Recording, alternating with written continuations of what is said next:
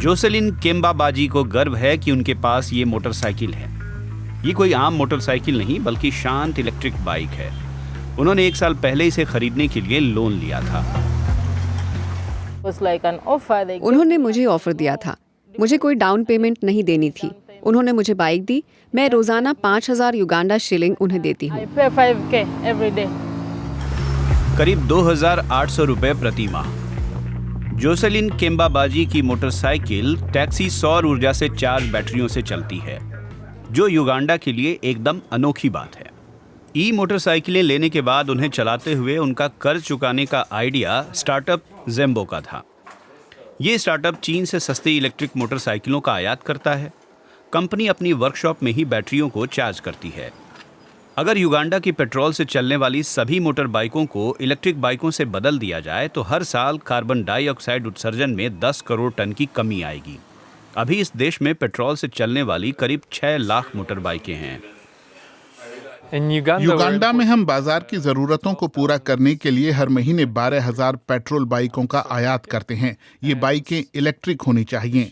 इन्हें इलेक्ट्रिक बनाने के लिए हमें बैटरी और चार्जिंग की मूलभूत सुविधाओं में निवेश करना होगा।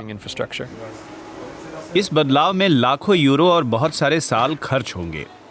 अभी तक सरकार की ओर से यही समर्थन मिला है कि इलेक्ट्रिक मोटरसाइकिलों पर आयात शुल्क खत्म कर दिया गया है। इसके बाद भी ऐसी इलेक्ट्रिक मोटरसाइकिलों का दाम करीब 1,20,000 रुपए तक होता है, जो स्थानीय लिहाज से सस्ती नहीं है। फिर भी राजधानी कंपाला में ऐसी 1,000 से ज़्यादा मोटरसाइकिलें हैं।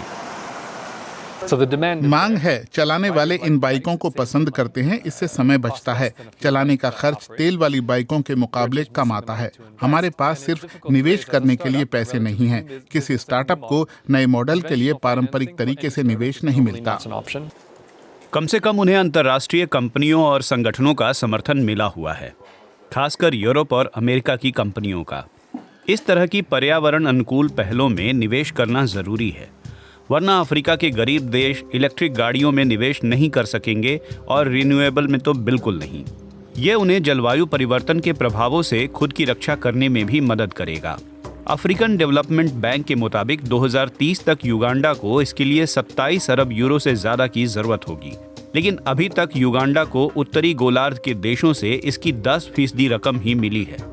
WWF भी युगांडा में फंड की कमी की शिकायत करता है।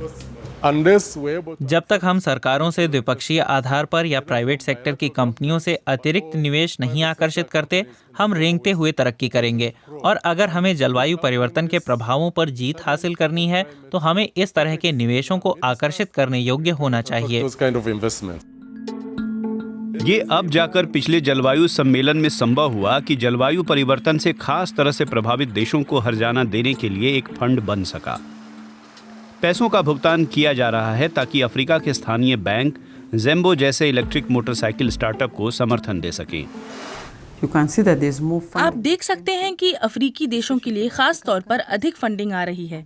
फिलहाल इक्विटी बैंक को ग्रीन क्लाइमेट फंड से मान्यता मिली है, तो हम यकीनन और भी बहुत चीजें करने जा रहे हैं।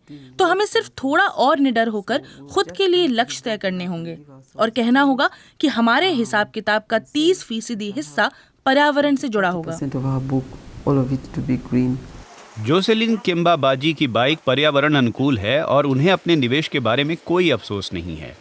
हालांकि उनके लिए ऐसे चार्जिंग स्टेशन खोजना अब भी कठिन होता है जहां वो अपनी खाली बैटरी को भरी वाली से बदल सकें। ऐसी जगहें हैं जहां जाने के बाद आप जब बैटरी स्वैप स्टेशन खोजते हैं तो वो नहीं मिलता या बहुत दूर होता है। लोग मुझसे पूछते हैं, मेरे गांव तक छोड़ देंगी? लेकिन अभी स्वैप स्टेशन वहां तक नहीं पहुंचे हैं। इसके चलते उन्हें कुछ राइड छोड़नी पड़ती हैं। फिर भी ये बाइक काम की है क्योंकि उनके लिए इलेक्ट्रिक मोटरसाइकिल का रखरखाव पेट्रोल बाइक के मुकाबले सस्ता है। उन्हें उम्मीद है कि वो 1.5 साल के अंदर अपना लोन चुका देंगी। ज्यादातर ग्राहक इसे पसंद करते हैं क्योंकि उन्हें शोर करने वाली बाइकें पसंद नहीं।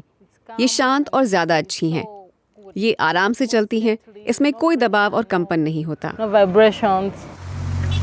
और यह पर्यावरण को प्रदूषित नहीं करती। इन पर सवारी करने वालों के दिमाग में भले ही ये बात हमेशा ना चलती हो, लेकिन ये इलेक्ट्रिक मोटरसाइकिलें कंपाला की शहरी जलवायु के काम आ रही हैं।